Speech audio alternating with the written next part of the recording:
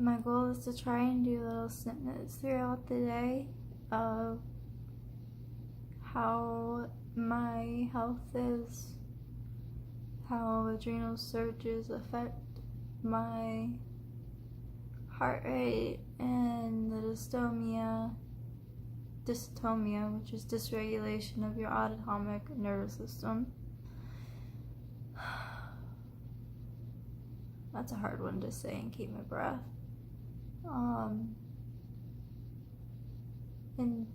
Encephalopathy, which is inflammation of the brain.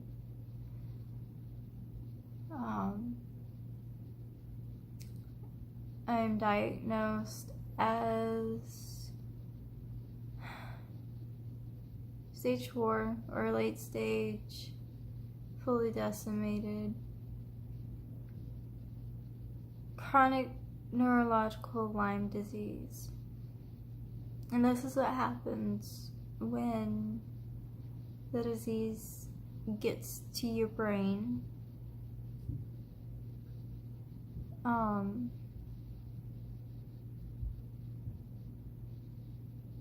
Right now I can't really see anything very clearly. It's like looking through a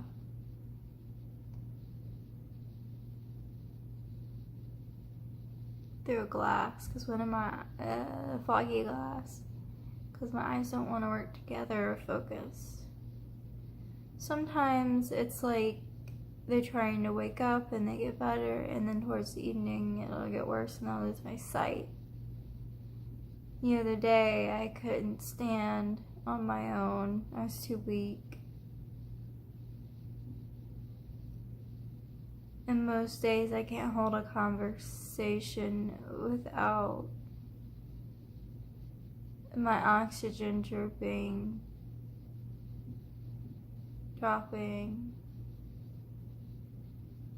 and my heart rate going up, which we all know isn't good. I am also suffering from co-infections that are chronic, such as mycoplasma pneumonia, which I think the highest rating is 650 and I was 675. I also have chlamydia pneumonia, which in itself it's a vector-borne. It's not the STD chlamydia pneumonia. It causes blisters and damage throughout your airways and your lungs. People end up with COPD or pulmonary failure, or even like mycoplasma and the chlamydia can still affect your nervous system. I have HHV6, again, vector-borne. That one attacks your major organs in your nerves and your CNS. On top of that, I have parasites. Everyone has parasites. But my body's overloaded with the wrong ones. Because my immune system can't exactly filter them out. Other two diagnoses I have on top of that, 3, are HGA. Don't ask me to tell you what that stands for, but it's anaplasmosis or a type. And then Babiosis duncani, which acts like a parasite. Well, it is a parasite. And the HGA destroy your white blood cells, so your immune system can't fight. And the Duncani talking is starting me to have absence seizures. Duncani basically gets into your red blood cells. It uses all the nutrients, oxygen, blah blah blah to reproduce, and then when it's through with its life cycle, obviously it dies, but it also causes the red blood cell to rupture, releasing more of the same bacteria into your bloodstream. And eventually what that happens, what that leads to is, it seems like you have good blood flow and circulation and everything, until you start doing things, and then you start suffering from air hunger, chest pains. I've watched my heart stop. I've watched my oxygen hit 50% before I passed out. Yes, it can happen in the medical world. It does. This is a very scary disease, and I want to spread awareness about it, because it isn't just from ticks anymore. They're finding that it's sexually transmitted, that mosquitoes, fleas, lice, deer, any biting bug, including spiders, the yellow jacket, can carry it now. Because what happened is, when the tick population ended up getting it, or they discovered it back in the 70s, although I think it's been around a long time before that, because it seems like it's gone through at least the last 3 or 4 generations of my family. So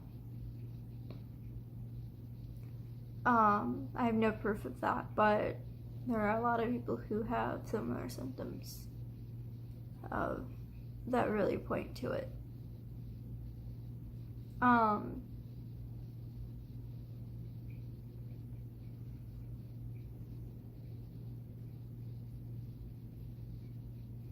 And there's also suspected BART.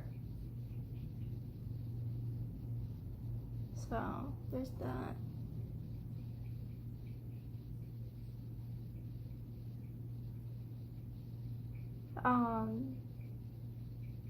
I experienced many difficulties from the disease, from the medical field, mistreatment, abuse.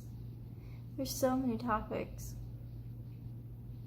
There's so many things to talk about. Alright, so anyone who views this video, I would very much appreciate it if you shared it. Feel free to ask questions in the comments. I might not get back to them right away, because it seems like I go a bit and I can't do anything, and then I get a small burst of energy and I can do something, but it's not a constant for me. Yeah, so you have any questions? Put your comments or questions in the comments below, and I can try and answer them as best I can. I'm already going to say I'm not going to mention any healthcare providers' names for their privacy, and there's a reason for that, and that's for another video.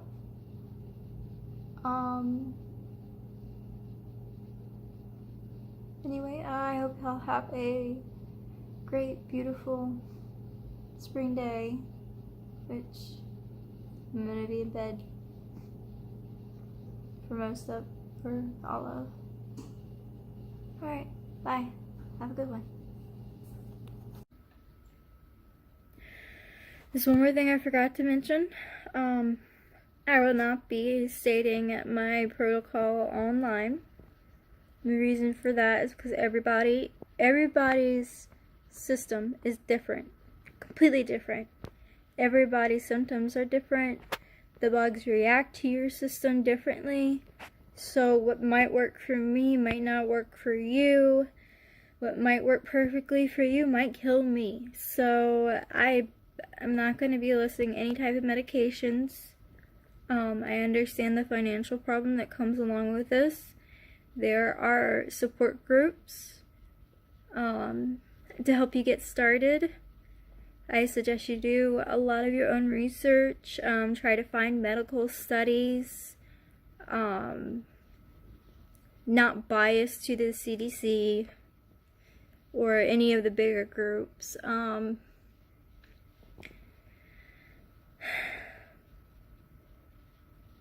Yeah, just try to find independent medical studies that have been done at, I don't know, research, hospitals, anything like that. Also support groups on social media. That's a good source to get things to start trying. If you can't afford to go to a doctor for some help, there's definitely people out there that'll say, hey, this works for me, don't know if it'll work for you, but there you go. But for my own personal safety, I'm not going to be sharing that with you. And